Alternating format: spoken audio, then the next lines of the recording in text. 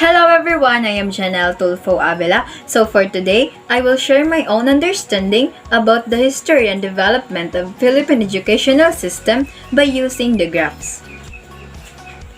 Education in the Philippines has undergone several stages of development from the pre-Spanish times up to the present.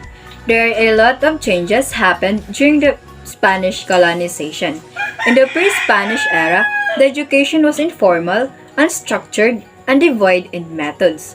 Children were provided more vocational training and less academics by their parents and in the houses of tribal tutors. In the pre-Spanish period, the aim of education is only for survival, conformity, and enculturation, and the focus is more of the customs and tradition. It's more about or to promote for the respect for the laws, customs, and authorities just be presented by the parents and elders. Only the parents or elders are teaching their children informally because there was no formal schooling before. Like for instance, mother educated their female offspring about housekeeping and etc. And in the Spanish period, in the graph, it states there that education is not prescribed, flexible, and non-centralized. So the goal is to spread Christianity. The focus is more of the religion.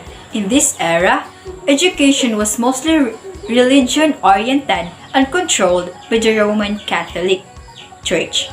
The public school system in the Philippines was born in 1863. So the education became free to all children between the ages of 7 to 13. So let's go to the American period, wherein the education is prescribed, uniform, and centralized, wherein English was not only taught to every Filipino school child but was adopted as the medium instruction in all public schools. The aim of the American in the educational system is to educate and to train the science of self-government, the spreading of democracy and formation of good citizens, including the rights and responsibilities of the people, will be the most focus of the American education in the country. So the focus in this era about the educational system in the academic language and literature. Next is in the Commonwealth period, wherein the goal is to develop moral character, personal discipline, civic conscience, and vocational efficiency.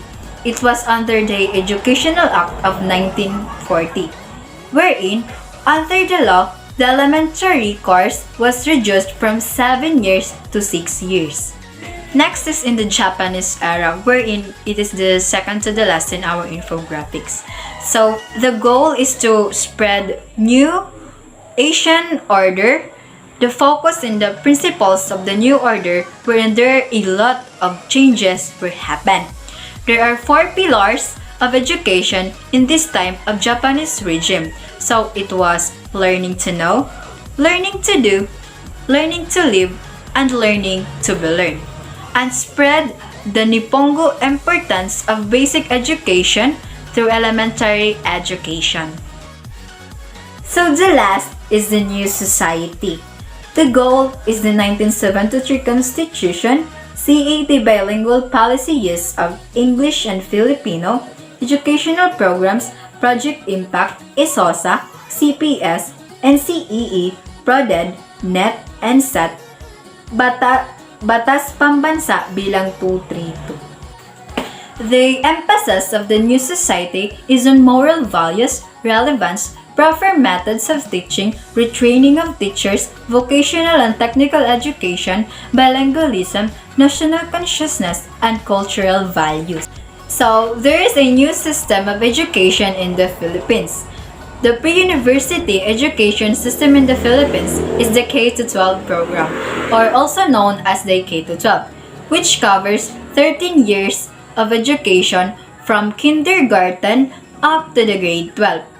So the K-12 reform also saw establishment of a parallel education system called the Alternative Learning System or the ALS. So the main purpose of education in the society is to promote a better education to the learners. In addition, it is a source of its obvious benefits for a fuller and a better life of the students. Education can contribute to the betterment of society as a whole.